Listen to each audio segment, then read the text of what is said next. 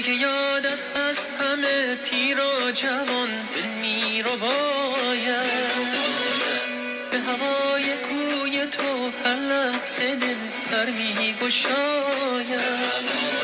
هم امید قلبی هم پناه جان، نور مطلق زمین و آسمانی، جلوه زیبایی های بیکرانی.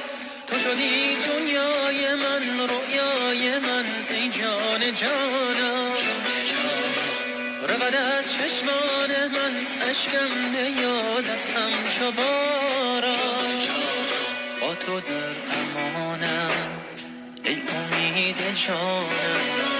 بی تو بی پناه و بی نام و نشان،